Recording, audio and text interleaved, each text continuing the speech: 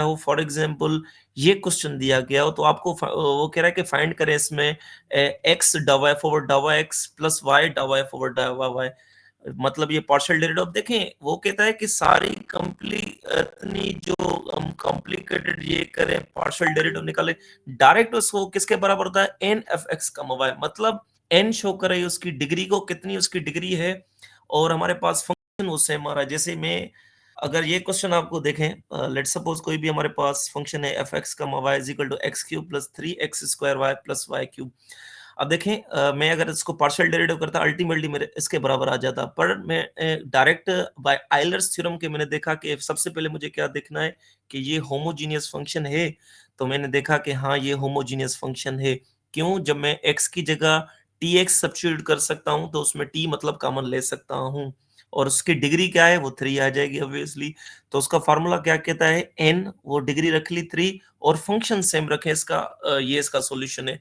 अब हम एक-एक चीज़ इसमें निकालें, आंसर अभी भी हमारे पास सेम आ जाएगा। ये समझ में आया या मैं इसको प पावर पॉइंट में करके सोल्व कर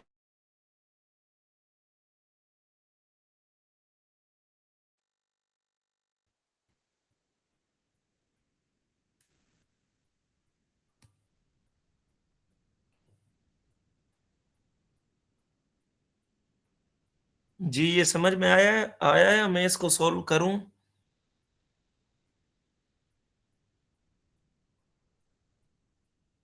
और आगे बढ़े। जी निम्र, आपको भी आ रहा है ये बात समझ में?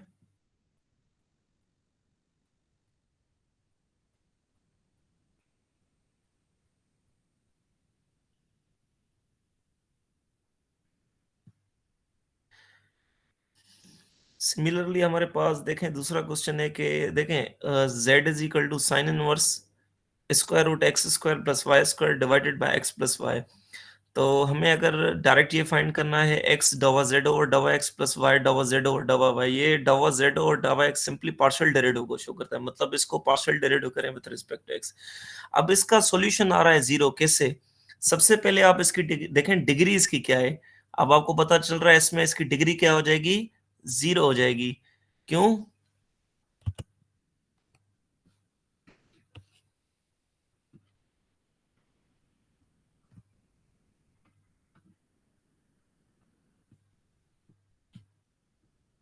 ये हमारे पास है, ठीक है। इसकी सबसे पहले हम देखेंगे कि ये हमारे पास होमोजीनियस फंक्शन है, हाँ बिल्कुल है, क्योंकि z को हम एफ एक्स का वाई भी लिख सकते हैं, और हम x की जगह क्या सब्स्टिट्यूट कर लेंगे, टी एक्स, और y की जगह हम रख लेंगे टी वाई।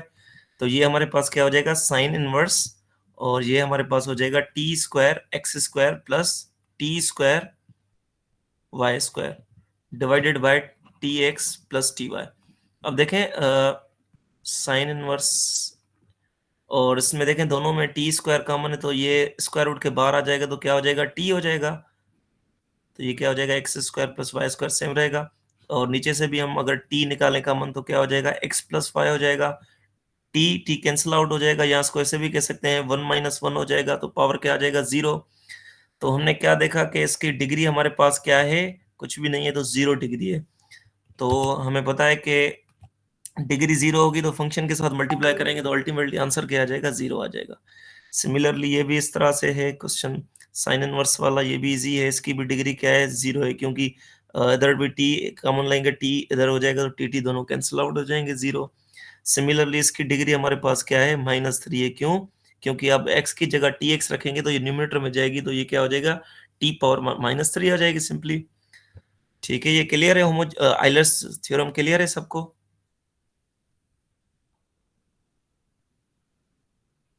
इसमें कोई क्वेश्चन है तो आप पूछ लें।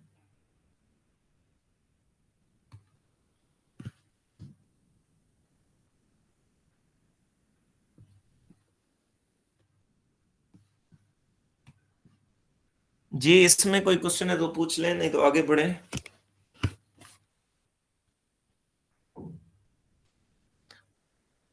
अब रिप्लाई नहीं करेंगे तो कैसे मुझे पता चलेगा कि आपको समझ में आ रही है या नहीं आ रही बात? सर नहीं है। नहीं आई, बिल्कुल कुछ भी नहीं आया समझ में, क्वेश्चन नहीं समझ में आया, ठीक है। ये वाला समझ में आया, ये वाला नहीं आया कुछ भी, एक करा दूं मैं क्वेश्चन? सर सेकंड वाला समझ में आ गए हैं, वो वाला नहीं आया था। कौन सा फर्स्ट वाला नहीं आया? ठीक। ठीक है, मैं करा देता हूँ।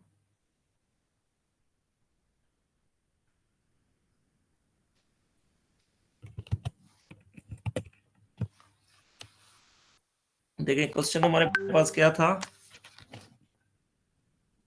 कि हमारे पास जो फंक्शन था वो हमारे पास क्या था, वो था हमारे पास x cube plus 3x² y. अब देखें आइलर्स थ्योरम सिंपली हमारे पास क्या है, ये है एक्स डावा एफ ओवर डावा एक्स प्लस वाई डावा एफ ओवर डावा y is equal to n f x comma y. अब देखें सिंपली कहने का मतलब है, हम देखें उसकी में पार्शियल डेरिवेटिव निकालें, इस फंक्शन को विद रिस्पेक्ट टू एक्स करें, फिर उसको एक्स से मल्टीप्लाई करें, फिर उसका पार्शियल डेरिवेटिव निकालें विद रिस्पेक्ट टू वाई, फिर वाई से मल्टीप्लाई करें। तो ये क्या है, लेंथी है। तो आइलर्स थ्योरम क्या कहता है, आप उसकी right hand side direct find कर लें और ये रख लें, उसका आंसर है। अब एन कैसे फाइंड होगी, उसकी डिग्री देखेंगे। डिग्री कैसे देखी जाती है, जहां पर एक्स होता है वहां पर हम टी एक्स सब्स्टिट्यूट कर लेते हैं, जहां पर वाई होता है टी वाई रख लेते हैं। तो ये क्या हो जाएगा, टी क्यूब एक्स क्यूब हो जाएगा। इस तरह से डायरेक्ट अगर मैं करूं तो ये हमारे पास क्या हो जाएगा, ये हो जाएगा x² y, और ये हमारे पास क्या हो जाएगा, ये हो जाएगा टी क्यूब और वाई क्यूब। क्योंकि जहां पर x था मैंने टी एक्स रख दिया तो ऑब्वियसली टी पर क्यूब आएगा। इसी तरह इधर x था, टी स्क्वायर हो जाएगा, और इधर एक टी तो टी क्यूब हो गया। अब देखें टी क्यूब अगर इसमें से मैं कॉमन लूं, बाकी सारी चीजें सेम रहेंगी। तो इसकी हम देखेंगे इसकी जो डिग्री क्या है, वो क्या है हमारे पास 3 डिग्री है। तो वो कहता है कि उसकी डिग्री रखो और जो सेम फंक्शन है उसको रखो, वो इसका आंसर आ गया। अब फंक्शन कौन सा है, सेम रखेंगे, तो ये इसका सॉल्यूशन है। क्लियर है अब?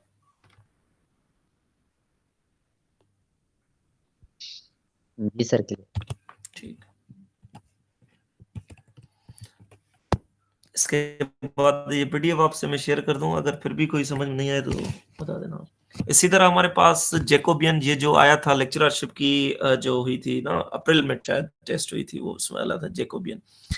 देखें जैकोबियन है क्या, सबसे पहले आप सबको पार्शियल डेरिवेटिव आ रही है निकालना?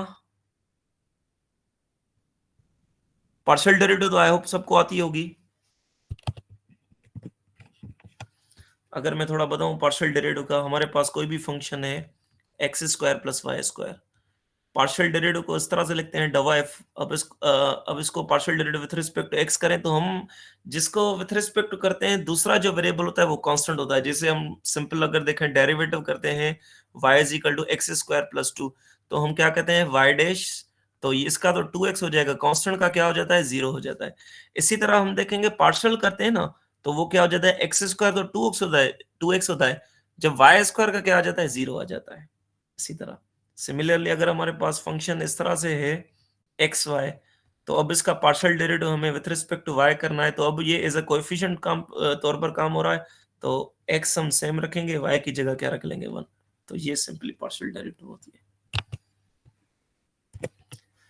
ठीक है, जैकोबियन क्या कहता है, हमारे पास कोई भी दो फंक्शंस होते हैं जिसमें इंडिपेंडेंट वेरिएबल्स होते हैं एक्स और वाई, उसका हम डिटरमिनेंट फाइंड करते हैं, वो हमारे पास सिंपली क्या होता है, जैकोबियन होता है। जैसे ये उसका फॉर्मूला है कि डावा u कमा v,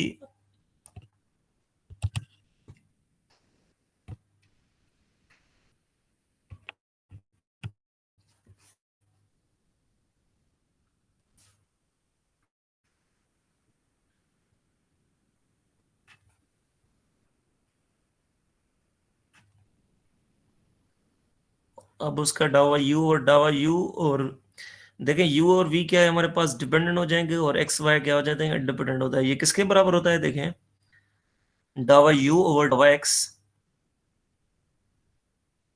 डावा u ओवर डावा y, डावा v ओवर डावा x, डावा v ओवर डावा y।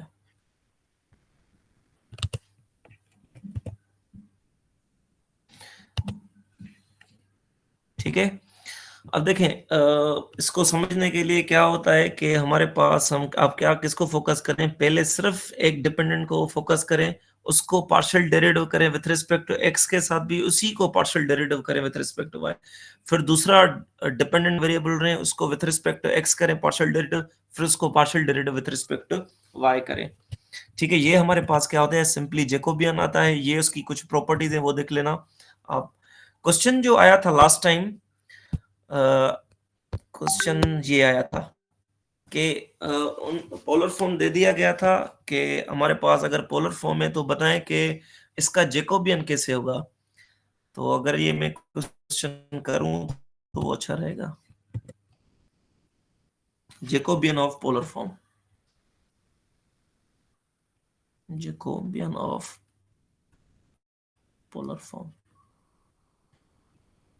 सबसे पहले आपको पोलर फॉर्म पता होने चाहिए क्या होते हैं। एक होता है x is equal to r cos theta और y क्या हमारे पास मतलब रेक्टेंगुलर कोऑर्डिनेट सब किस में कन्वर्ट हो जाते हैं, पोलर कोऑर्डिनेट्स में ना, y is equal to r sine theta, ये आपको पता होना चाहिए। तो हम कर लेते हैं हम डाउ वाई डाउ, आप देखें इसमें इंडिपेंडेंट हो जाएंगे आर और थीटा। तो आपको मैंने बताया था डावा एक्स ओवर डावा आर करें, फिर क्या करें डावा एक्स ओवर डावा थीटा करें, सिमिलरली डावा वाई ओवर डावा आर डावा वाई ओवर डावा थीटा, मतलब एक इंडिपेंडेंट वैल्यू। अब इसका क्या मतलब है, इसका ये मतलब है पहले इनकी पार्शियल डेरिवेटिव निकालें। पहले आपको ये टर्म्स पता होने चाहिए कि डावा एक्स ओवर डावा आर क्या आएगा। अगर यहां से मैं निकालूं डावा एक्स ओवर डावा आर, इसका मतलब है पार्शियल डेरिवेटिव करें इसको विथ रिस्पेक्ट टू आर, तो आर का दो वन हो जाएगा, कोस थीटा सेम हो जाएगा। ठीक है, इसी तरह हम क्या करें, डावा एक्स ओवर डावा थीटा निकालें, तो उसमें आर हमारे पास सेम रहेगा, cos थीटा का जो डेरिवेटिव होता है तो वो क्या होता है माइनस साइन थीटा, तो ये क्या हो जाएगा इस तरह से हो जाएगा। सिमिलरली डावा वाई ओवर डावा आर निकालें तो क्या हो जाएगा डावा वाई ओवर डावा आर साइन थीटा, सिमिलरली डावा वाई ओवर डावा थीटा किसके बराबर हो जाएगा आर cos थीटा। अब ये सारी चीजें इसमें रखें तो ये हमारे पास क्या हो जाएगा, उसका उसके बाद उसका क्या करें डिटरमिनेट करें। तो हम क्या रखेंगे डावा एक्स ओवर डावा आर cos थीटा, डावा एक्स ओवर डावा थीटा की जगह हम रखेंगे माइनस आर साइन थीटा, और यहाँ पर हम रखेंगे साइन थीटा क्योंकि ये वाली वैल्यू रखेंगे, और इसकी जगह हम रखेंगे आर cos थीटा। अब इसका डिटरमिनेंट निकालें, डिटरमिनेंट में इधर निकाल लेता हूँ, तो ये क्या हो जाएगा हमारे पास, ये हो जाएगा आर cos स्क्वायर थीटा, और ये माइनस और वो डिटरमिनेंट वाला minus plus r sine square theta, दोनों में आर कॉमन है, बाकी क्या हो जाएगा cos square theta plus sign square theta, और ये आपको पता है आइडेंटिटी किसके बराबर है, ये 1 के बराबर है, मतलब इसका आंसर जो आएगा वो आएगा आर। ये क्लियर हुआ या ज्यादा फास्ट चल रहे हैं?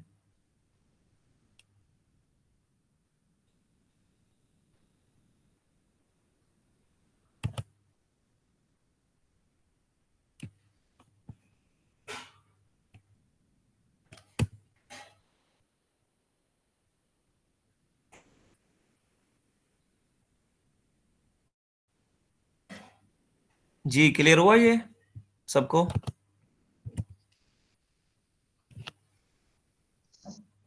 जी सर। ठीक, थोड़ा फास्ट इस वजह से चल रहे हैं क्योंकि टाइम नहीं है बिल्कुल। इसी तरह हमारे पास अगर इनके सिलेंड्रिकल फॉर्म पूछता था वो डायरेक्ट आप याद कर लें, वो आर के बराबर है। अभी जो क्वेश्चन आया था मीरपुर खास वाली में तो उसने दे दिए थे आर और थीटा, तो उसको कन्वर्ट करने थे रेक्टेंगुलर में, तो ये आपको कोऑर्डिनेट्स उसके लाजमी याद होने चाहिए, x is equal to r cos theta, y is equal to r sine theta, और जेड उसमें सेम रहता है। तो इसका भी आंसर क्या आता है, आर आता है, जैसे पोलर फॉर्म में भी आर था सिलेंड्रिकल में। इसका लिटिल बिट चेंज होता है, इसका क्या आ जाता है रो स्क्वायर साइन थीटा, ये आप याद कर लें या खुद प्रूव भी कर सकते हैं क्योंकि इसके कोऑर्डिनेट्स क्या होते हैं, ये होते हैं। ठीक है, उसके बाद हम आ जाते हैं कर्वेचर की तरफ। व्हाट इज कर्वेचर, इसके भी क्वेश्चन इंपॉर्टेंट होते हैं। कर्वेचर का मतलब होता है सिंपली किसी भी कितना उसमें कर्व है, किसी भी हमारे पास कर्व है उसमें कितना कर्वेचर आ रहा है। स्ट्रेट लाइन जैसे है उसमें थोड़ा उसको बेंड करते हैं उसमें कर्व आ जाता है, और बेंड करें तो ज्यादा कर्व आ जाता है। तो क्या लिखा हुआ है, the amount by which curve deviates from straight line, कितना उसको स्ट्रेट लाइन से हम कर्व कर रहे हैं ना, बेंड कर रहे हैं उसको सिंपली। तो ये इसके शेप्स हैं, फार्मूले जो उसके मेन है वो आप देख लें। उसको कापा से कैसे डिनोट करते हैं, उसका होता है y double derivative divided by y plus dash square whole power 3/2। इसी तरह रेडियस ऑफ कर्वेचर क्या होता है, इसका रेसिप्रोकल होता है। क्या करते हैं हम, इसको 1 अपॉन में कर लेंगे तो ये क्या हो जाएगा, ये न्यूमरेटर में आ जाएगा, ये डिनोमिनेटर में आ जाएगा, तो क्या हो जाएगा, लिहाजा 1 plus y dash square whole power 3/2 divided by y double dash. ये फार्मूले आपको याद होने चाहिए। जैसे कोई हमसे पूछे कि कर्वेचर बताएं स्ट्रेट लाइन का, स्ट्रेट लाइन का कर्वेचर क्या होगा जी, क्या होगा, कोई स्ट्रेट लाइन है इसका कर्व क्या होगा, कोई स्ट्रेट लाइन है इसका कर्व क्या होगा, इसके पास है कर्व, 0 होगा सर। 0 होगा। 0 होगा, ठीक है। तो फिर रेडियस ऑफ कर्वेचर क्या होगा,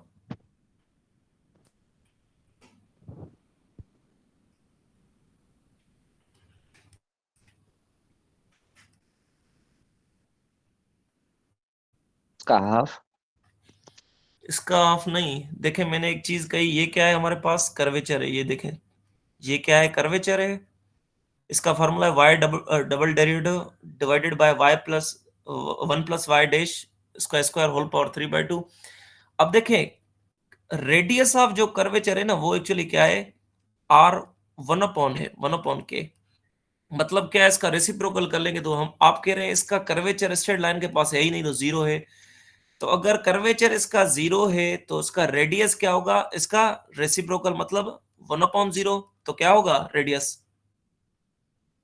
इन्फिनिटी होगा। ये समझ में बात आई। देखे अगर कर्वेचर 0 है तो रेडियस ऑफ कर्वेचर क्या होगा, क्योंकि उसका रेसिप्रोकल लेते हैं, अपॉन वाली फॉर्म लेते हैं, मतलब 1 अपॉन कर्वेचर। तो 1 अपॉन कर्वेचर मतलब 1/0, 1/0 मतलब इन्फिनिटी। ठीक है, इसका मतलब स्ट्रेट लाइन के पास इन्फिनिटी रेडियस ऑफ कर्वेचर होता है। ठीक है, ये क्लियर है ये भी।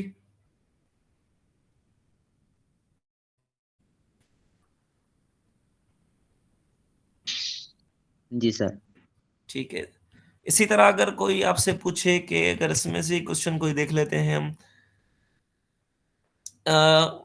सर्किल ले लेते हैं हम। अगर कोई आपसे पूछे चले इसका बताएं रेडियस ऑफ कर्वेचर क्या आएगा, लेट सपोज 25, इसका रेडियस ऑफ कर्वेचर क्या होगा,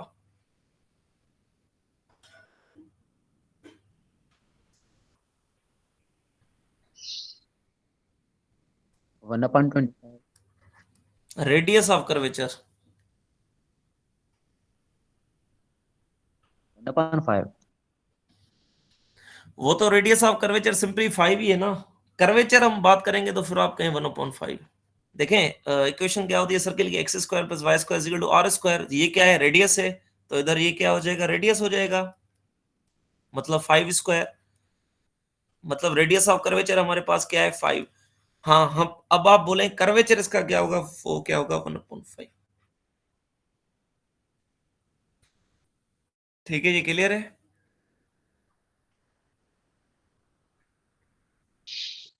जी सर। अब देखते हैं इसको।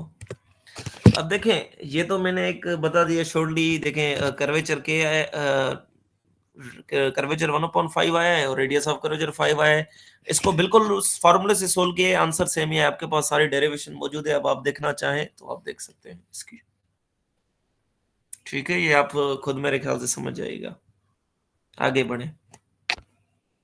इसी तरह रेडियस ऑफ कर्वेचर कोई पूछे कि बताएं इसका, तो उसको बिल्कुल उसी तरह करेंगे, ये फार्मूला लगाएंगे, या मैं करके दिखाऊं।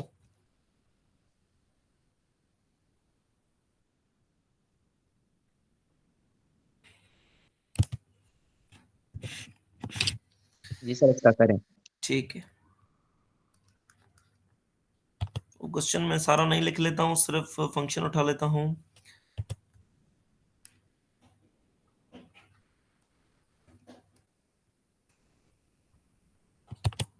कोस हाइपरबोलिक एक्स अपॉन सी।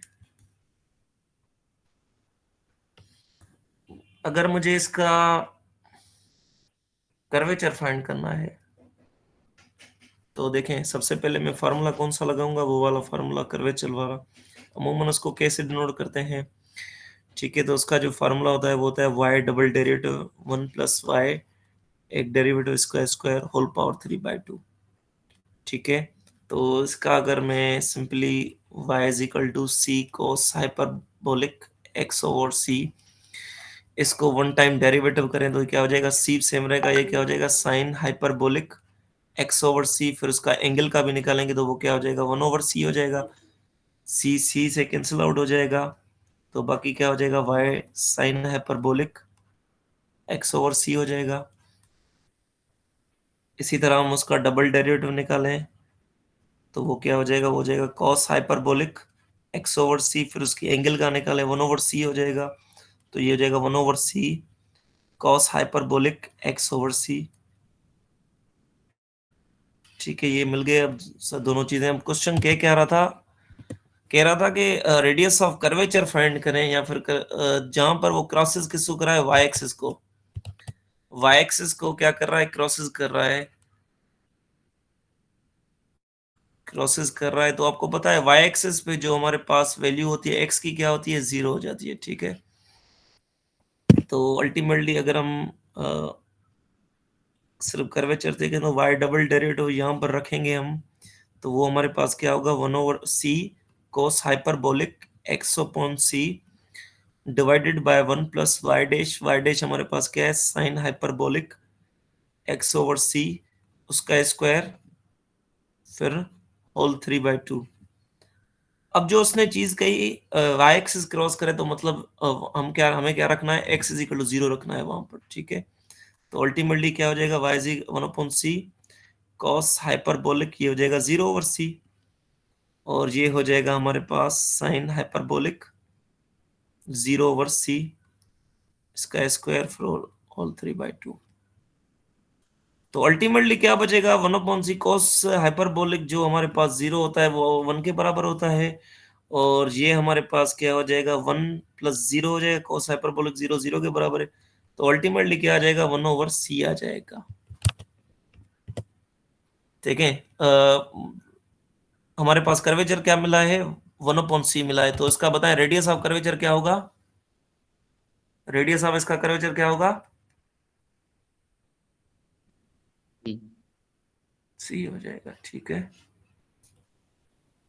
क्लियर हो रही है ये चीजें।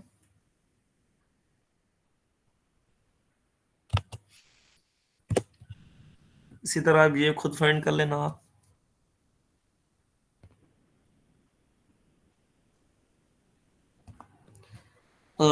उसके बाद हम आ जाते हैं अजमटोट की तरफ। अजमटोट हमारे पास क्या होते हैं, अजमटोट ऐसी लाइनें होती हैं जो कभी खत्म नहीं होती, हम कहते हैं ऐसी स्ट्रेट लाइन जो किसी भी कर्व को टच करे,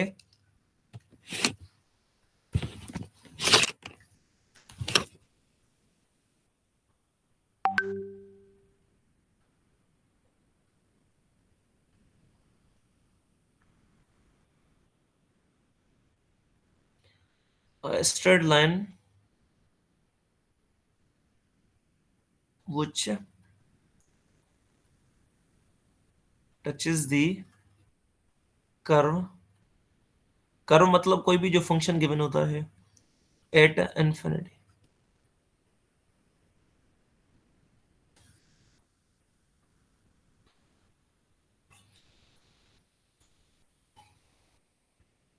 जैसे अगर मैं एग्जाम्पल किसी की बात करूं तो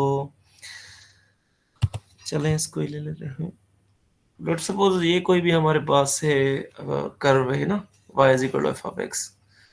अब देखें ये जो हमारे पास x एक्सिस होते हैं, ये जो y एक्सिस होते हैं, ये भी हमारे पास क्या होते हैं, ये हमारे पास एसिम्पटोट का काम करते हैं। क्यों, क्योंकि ये भी कर्व चलती जाती है पता नहीं कहां तक, और ये जो इसकी लाइन होती है ये वाली x एक्सिस ये भी उसके साथ चलती रहती है, तो हम कहते हैं इसको ये इनफिनाइट टाइम्स चलती रहे, तो उसको हम कहते हैं ये हमारे पास क्या होते हैं, एसिम्पटोट। अगर सिंपली वर्ड में कहूं, ऐसी लाइन जो चलती रहे कभी भी खत्म नहीं हो, मतलब इनफिनाइट टाइम्स पर किसी पॉइंट पर उसको टच करे, तो उसको हम कहते हैं ये हमारे पास क्या होते हैं, एसिम्पटोट होते हैं।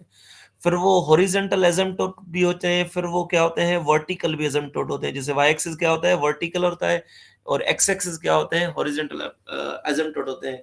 लाजमी नहीं है कि ये एक्स एक्सिस वाई एक्सिस और दूसरे भी हो सकते हैं। कहने का ये मतलब है, ये देखें एक्स एक्सिस चलता रहेगा पता नहीं कहाँ तक। तो इसी तरह ये है सिंपली एसिम्पटोट का कॉन्सेप्ट।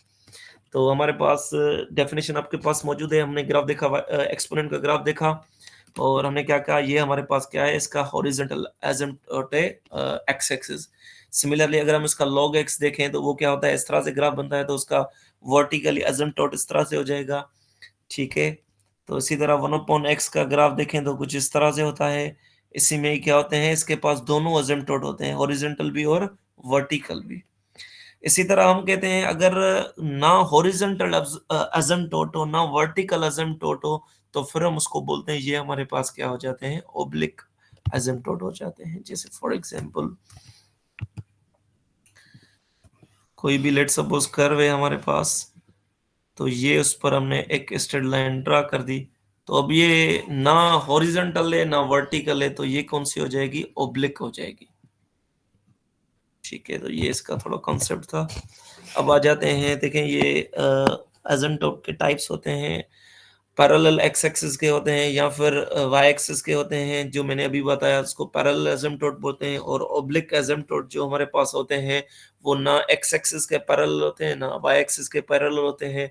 जैसे हम स्ट्रेट लाइन का एग्जांपल कोई देख लें कि हमारे पास ऐसी कोई स्ट्रेट लाइन है जो ओरिजिन से पास आउट हो रही है या दूसरी कहीं से पास आउट हो रही है।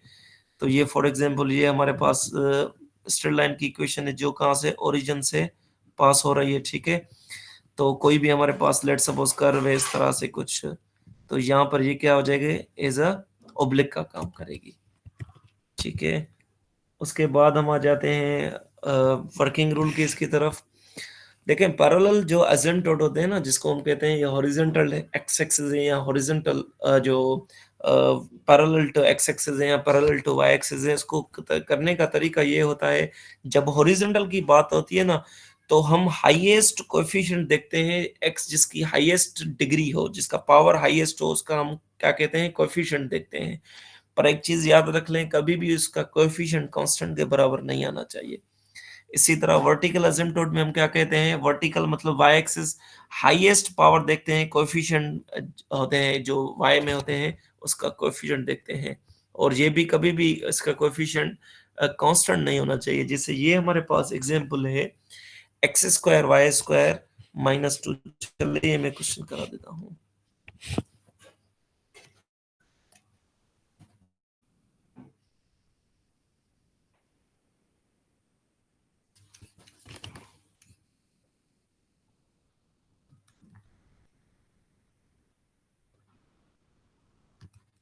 Find the asymptotes of x square y square -y square -2 is equal to 0। अब उसने सिर्फ एसिम्पटोट की बात की है, ना उसने ये बताया कि हॉरिजॉन्टल है, ना उसने ये बताया वर्टिकल है। हम देखेंगे दोनों फाइंड करेंगे। पहले तो हम हॉरिजॉन्टल इसका एसिम्पटोट फाइंड करेंगे। फर्स्ट जो हम फाइंड करेंगे हॉरिजॉन्टल एसिम्पटोट फाइंड करेंगे। ठीक है, अब हॉरिजॉन्टल एसिम्पटोट में आपको बताया कि कोएफिशिएंट करें, आप कोएफिशिएंट निकालें हाईएस्ट पावर ऑफ एक्स, जिसका पावर क्या है, सबसे ज्यादा है, उसका कोएफिशिएंट लें। नेवर बी कांस्टेंट, ये कभी भी कांस्टेंट नहीं होता, कांस्टेंट नंबर नहीं होता। तो अब हमारे पास कर्व मौजूद है y square -2 is equal to 0। तो कोएफिशिएंट किसका लें, एक्स स्क्वायर का। अब देखें एक्स स्क्वायर तो एक ही है, तो इसका मतलब एक ही इसका कोएफिशिएंट हो जाएगा, तो वाई स्क्वायर। ठीक है, तो ये हमारे पास है। सिमिलरली वाई स्क्वायर आ गया। ठीक है, क्लियर है ये चीज, वाई स्क्वायर हम लेंगे तो उसके बाद जो भी बचेगा हमारे पास, तो वो इसका क्या हो जाएगा, सिंपली एसिम्पटोट हो जाएगा। ये क्लियर हुई चीज। अगर इसमें अगर देखें तो y = 0, 0 आ जाएगा। तो ये क्या है हमारे पास, सिंपली हॉरिजॉन्टल एसिम्पटोट है। इसी तरह अगर हम वर्टिकल एसिम्पटोट की बात करें, तो उसमें हम देखेंगे हाईएस्ट पावर किसकी, y की कोएफ़िशिएंट लेंगे। तो x y x square y square minus y square minus 2 is equal to 0। तो आपको पता है ये भी y स्क्वायर है, ये भी y स्क्वायर है, इसका मतलब क्या है, इस दोनों का कोएफ़िशिएंट करेंगे हम। मतलब x स्क्वायर माइनस 1। तो ये क्या हो जाएगा, x स्क्वायर 1, ये क्या हो जाएगा x प्लस माइनस 1।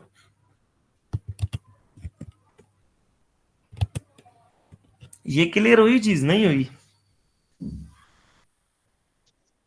जी सर क्लियर है। ठीक। तो ये ज्यादा इसमें चीजें सारी लिखी हुई हैं, आप देख लेना, इसको भी कर लेना, 2-3 क्वेश्चन हैं और भी। इसी तरह ओब्लिक का क्वेश्चन आता नहीं है, पर इधर ही मैं सिखा देता हूँ किस तरह से होता है। कि हमारे पास कोई भी स्ट्रेट लाइन गिवन है, तो वो क्या है हमारे पास, सिंपली क्या है, ओब्लिक है।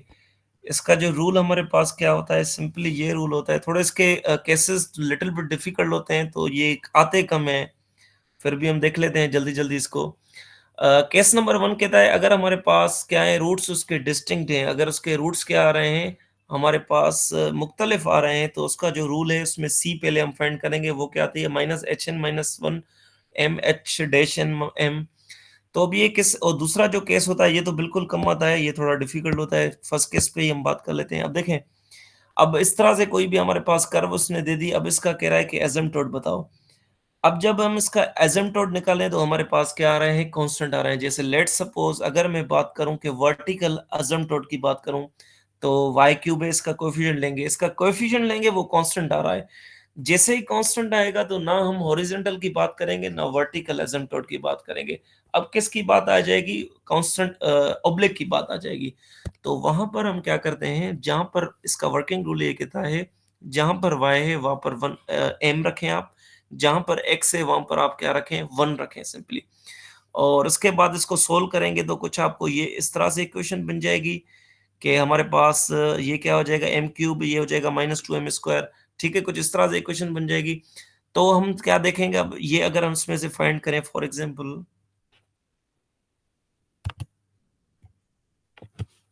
अगर मैं ये इसको लिखूं थोड़ा क्वेश्चन को, तो ये क्या हो जाएगा हमारे पास, कर्व जो हमारे पास है वो क्या है, y cube minus 2x y square minus x square y plus 2x cube plus 3y square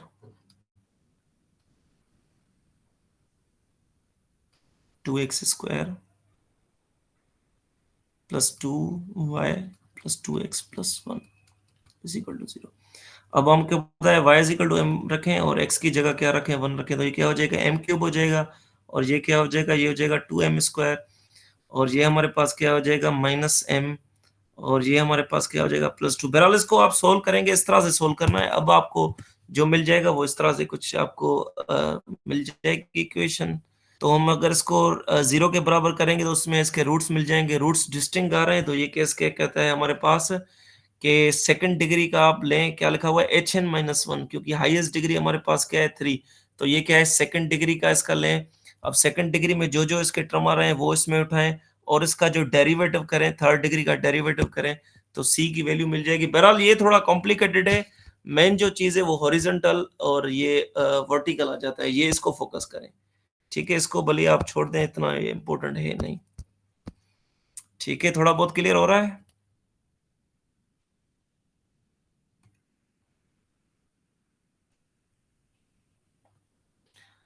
clear हुआ कुछ, ये हॉरिजॉन्टल और वर्टिकल मेन चीज क्लियर हुई? जी सर। ठीक है, इसको थोड़ा फोकस करें, ये मेन चीज है। अब थोड़ा टेस्ट पे अगर हम थोड़ा बात करें कि कौन कौन से क्वेश्चन आए थे जो अभी वाली टेस्ट का, तो बेहतर हो जाएगा, थोड़ा पैटर्न पता चल जाए। तो क्वेश्चन जो आया था, पहला पहला हमारे पास क्वेश्चन जो आया था, अ, हमारे पास एक चीज ये आई थी, लॉग, फर्स्ट जो क्वेश्चन था आया था, log 1 प्लस आई किसके बराबर। ये मैंने चीजें पढ़ा दी थी आपको कॉम्प्लेक्स एनालिसिस में। जी ये कैसे होगा, अगर कोई आपसे मुझे बताए log 1 प्लस आई तो कैसे होगा, फार्मूला बताया था ना मैंने एक।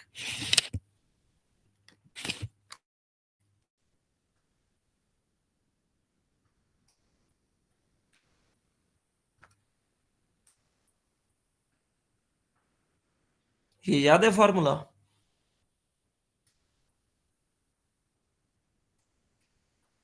तो ये सिंपली कैसे होगा, ये इसका फॉर्मूला है। कोई भी कॉम्प्लेक्स नंबर आ रहा है लॉग में तो हम इसको कैसे करेंगे, एल एन आर। आर हमारे पास क्या होता है, आपको बताया कि रेडियस होता है और मैग्नीट्यूड और आई थीटा। आप देखें आर हम अगर इसका निकालें इसका,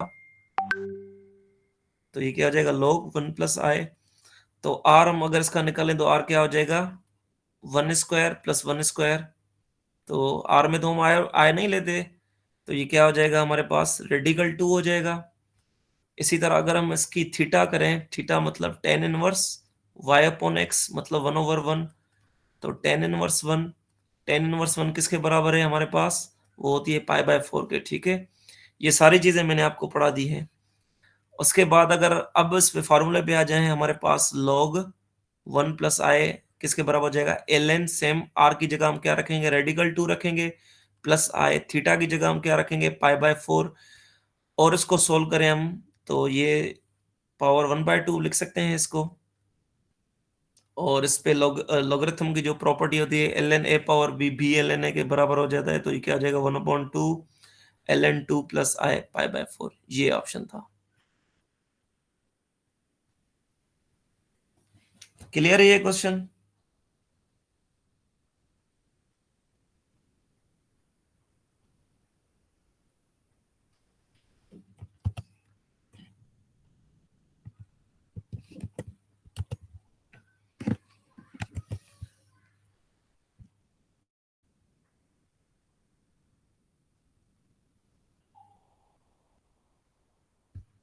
जी क्लियर है ये चीज? जी सर क्लियर है। ठीक है, उसके बाद हमारे पास डिफरेंशियल इक्वेशन के भी बहुत सारे क्वेश्चन आए थे जो हमने सारे पढ़ लिए थे। एक क्वेश्चन ये आया था कि इंटीग्रेटिंग फैक्टर फाइंड करें इस डिफरेंशियल इक्वेशन का, dy/dx plus y/x = sin x। अब देखें, इसका इंटीग्रेटिंग फैक्टर आपको पता है कैसे हम निकालते हैं, क्योंकि नॉन एग्जैक्ट डिफरेंशियल इक्वेशन होती है, या फिर हम बर्नौली में भी चेक कर रहे थे, लीनियर इक्वेशंस में, डिफरेंशियल इक्वेशन में भी ये चीज होती है। तो हम उसका ये फार्मूला होता है ना, ई पावर, जो इसका y का जो कोएफिशिएंट होता है 1/x, तो उसको क्या करते हैं, उसकी इस तरह से इंटीग्रेशन में रखते हैं, इसका इस तरह से। तो ये हमारे पास क्या हो जाएगा, ये हो जाएगा ln x। और ln और x आपस में ई कैंसिल आउट हो जाएंगे, क्योंकि एक दूसरे से इनवर्स है। तो ये क्या हो जाएगा, x हो जाएगा। तो आंसर क्या था, इंटीग्रेटिंग फैक्टर का x था। ये आए थे क्वेश्चन। तो डिफरेंशियल इक्वेशन के बहुत सारे आए थे। एक दूसरा क्वेश्चन भी आया था कि हमारे पास बताएं, ये इसका पर्टिकुलर इंटीग्रल क्या होगा, पर्टिकुलर इंटीग्रल क्या होगा। जैसे ये हमारे पास था d² + 4y = sin 3x। अब ये भी मैंने आपको पढ़ा दिया था। आपको पता है कि साइन या कोसाइन है तो उसके लिए क्या फॉर्मूले यूज होते हैं। हम क्या करते हैं +4, जहां पर हमारे पास d² होता है वहां पर हम इसके इस तरह से रख लेते हैं, sin 3x - d² रख लेते हैं, मतलब -9 + 4। याद है ना, इस तरह से था ना कि हम -d² और d सेम रख लेते हैं हम। तो ये क्या हो जाता है, sin 3x + -5। ये इसका सॉल्यूशन था। तो ये इजी इजी क्वेश्चन आए थे। तो और सारे और बहुत सारे हैं, और डिस्कस करें और यहाँ आगे टॉपिक पढ़े।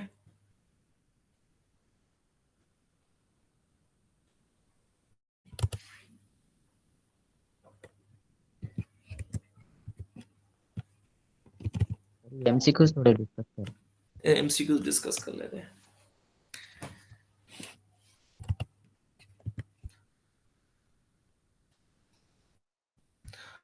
निम्रा, आपको बात समझ में आ रही है? अगर कोई क्वेश्चन है तो आप पूछ लें। जी सर, समझ में आ रहा है। ठीक है। कल को अगर टाइम निकालें तो बीएस केरवाल वाले जो एमसीक्यूज वो डिस्कस करें तो। हाँ, वो भी करेंगे अब डिस्कस, अब देखते हैं इसका चलें अब इसको थोड़ा सीक्वेंस वाइज कर लेते हैं चीजों को। तो एक और भी क्वेश्चन था हमारे पास कि बताएं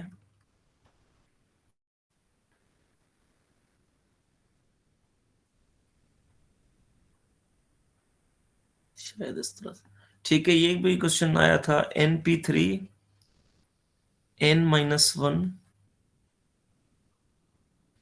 इज इक्वल टू 3 इस तरह।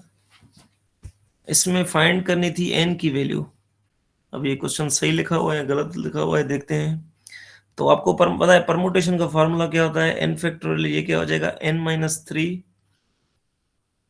ठीक है, और ये हमारे पास क्या हो जाएगा n-1, ये 3/2। तो अगर इसको हम थोड़ा सोल्व करें तो ये हमारे पास क्या हो जाएगा, ये शायद n-1 3 फैक्टोरियल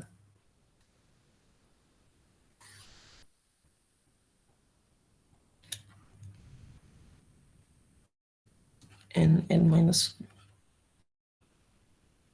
ये इसमें शायद क्वेश्चन में कोई मसला है।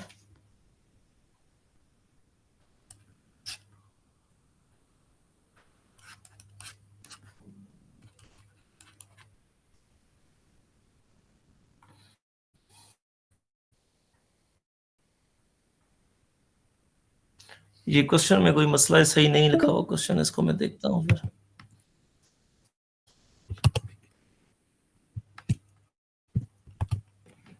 ठीक है, दूसरा क्वेश्चन देख लेते हैं हम कि दूसरा हमारे पास है कि जनरल फॉर्म आया था ज्योमेट्रिक। तो ये हमारे पास आपको पता है कि क्या होता है जनरल ज्योमेट्रिक सीक्वेंस का जो जनरल फॉर्म होता है वो होता है AR⁻n-1, ये भी आया था, ठीक है। और दूसरा आया था कि हमारे पास ये है A² = I, तो उसको हम क्या बोलेंगे, क्या बोलते हैं A² = I आए तो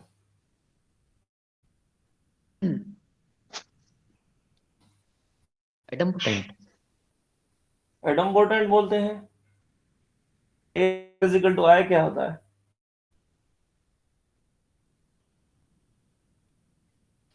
इन्वोल्यूटरी कौन सा होता है, एक हमारे पास ये होता है ना A²= A, दूसरा हमारे पास है A²= I।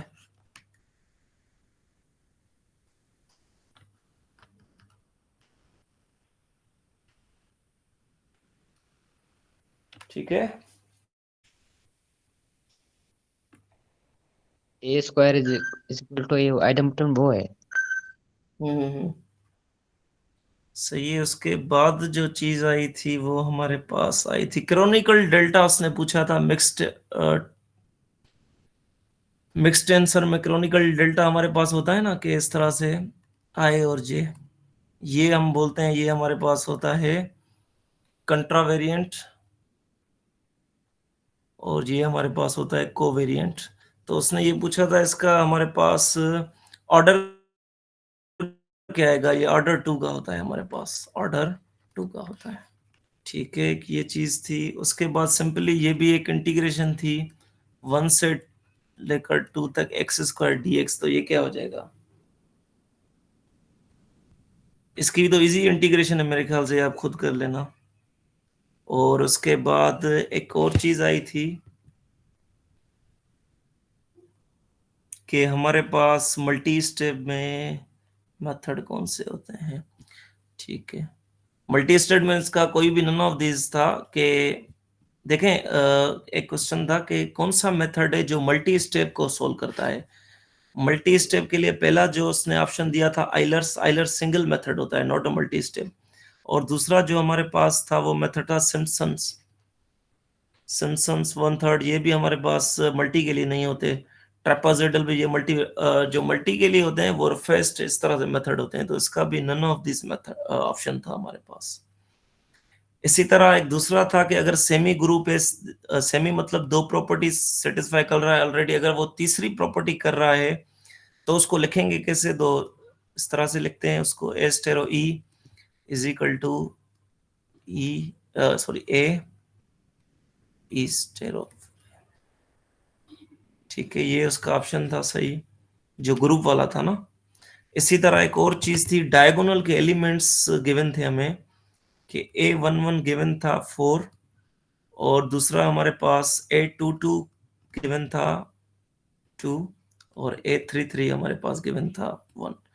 तो डिटरमिनेंट इसका इजी है, आपको पता है कि डायगोनल एलिमेंट्स को क्या करेंगे, हम मल्टीप्लाई कर लेंगे, तो ये क्या हो जाएगा, 8 हो जाएगा। ये क्लियर, कुछ समझ में आ रहा है, नहीं आ रहा, क्योंकि इजी एमसीक्यू थे इस वजह से। जी सर आ रहा है। ठीक है, इसी तरह एक डायरेक्शन रेशियोज हमें फाइंड करने थे। अब देखें, पेपर लीक नहीं हुआ, ये किसी के लिखे हुए हैं, मे भी कुछ मिस्टेक हो सकती हैं। तो एक हमारे पास जो था कि ए और बी की वैल्यूज गिवन थी हमारे पास 3, बी की हमारे पास 4 है, सी इज इक्वल टू 5। तो पूछ रहा था बताएं डायरेक्शन रेशियोज क्या इसके क्या होंगे। तो डायरेक्शन रेशियोज हम इजी है, इस तरह से फाइंड कर लेते हैं डायरेक्शन रेशियोज। उस पॉइंट को करें डिवाइड, और सबका क्या निकालें, मैग्नीट्यूड निकालें। इसका मतलब है 9 इसका हो जाएगा, 4 का स्क्वायर 16, 25।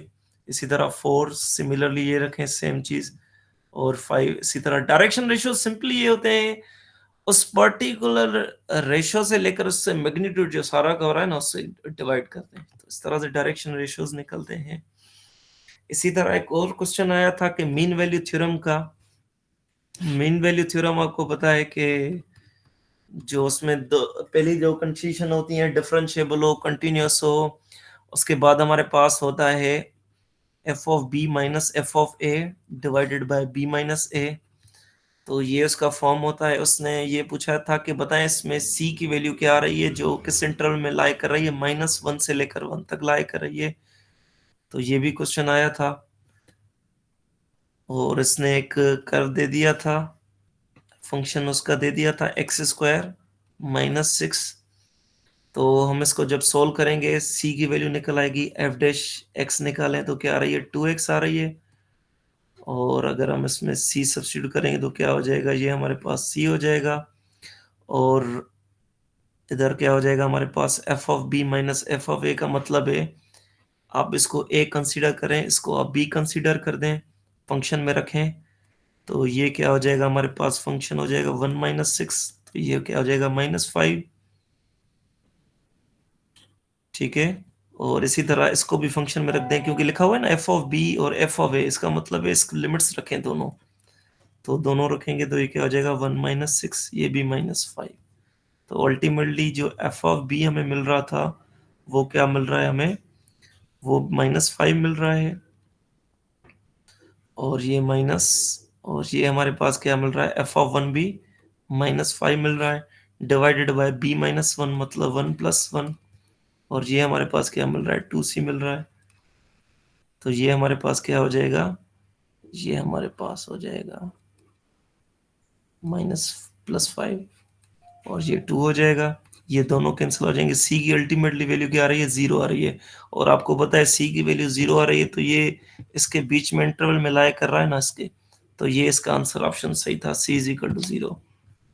क्योंकि हमें पता है कि -1 और 1 की बात करें तो सी इसके बीच में इसके लाया करता है, इंटरवल के लाया करता है। ठीक है, तो इसका ऑप्शन है सी, ऑप्शन था इसका।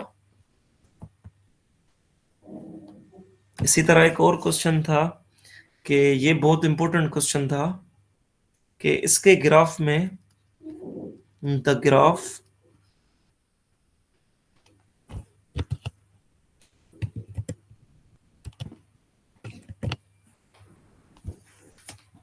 Graph of y is equal to x⁴ +2x²। देखें, ये मेरा सारा लेक्चर पड़ा हुआ है इंक्रीजिंग, डिक्रीजिंग और मैक्सिमा मिनिमा। देखें, इसमें से लाजमी तौर पर क्वेश्चन आते ही आते हैं, हैज डैश इन्फ्लेक्शन पॉइंट। वो कह रहा था इसमें कितने इन्फ्लेक्शन पॉइंट हैं, और इन्फ्लेक्शन पॉइंट मैंने आपको डीपली बता दिए। यहाँ पर ना फंक्शन हमारे पास मैक्सिमा होता है ना मिनिमा होता है। जीवाकार कैसे बताया था, इसको सोल्व करने का तरीका याद है?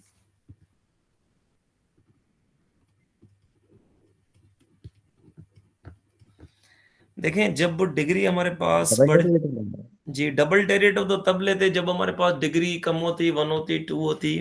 तो आपके पास पता है कि हम कहते हैं डेरिवेटिव अगर ग्रेटर देन कुछ तो और वो क्या हो नंबर्स का जाता आपने है। बताया था। जी, जी, वो चीज़ इसमें आई थी। तो लेस देन 0 आ रहा था मैक्स होता है, अगर इज़ इक्वल टू 0 आ जाता है तो वो क्या हो जाती है, पॉइंट ऑफ इन्फ्लेक्शन होती है ना। हम कहते हैं अगर पावर बढ़ जाए तो फिर क्या होगा, फिर हम उसका क्या करते हैं, इवन पावर डेरिवेटिव करते हैं। अब देखें इसमें आपको पता है कि इसका जो पावर हाईएस्ट पावर क्या है वो 4 है। हाईएस्ट पावर क्या है 4 है।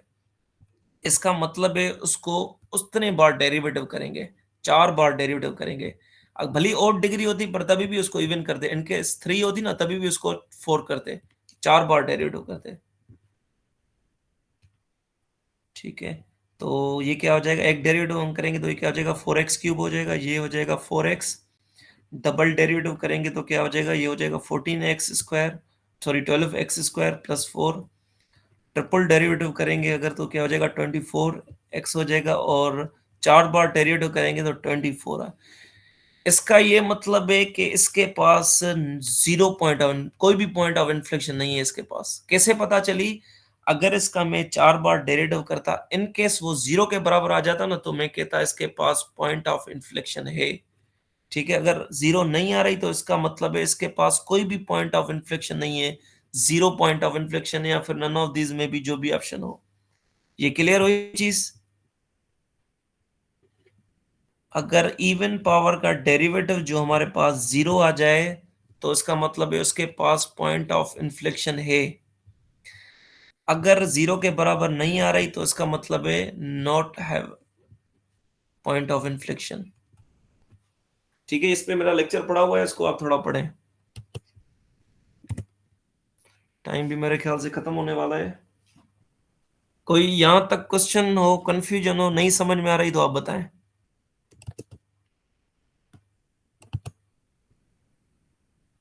मैं भी आपको लग रहा है कि तेज पढ़ा रहा हूं, पर इस वजह से टाइम बिल्कुल कम है तो उस वजह से थोड़ा तेज चल रहे हैं। कोई क्वेश्चन, कोई कंफ्यूजन है तो बता दें।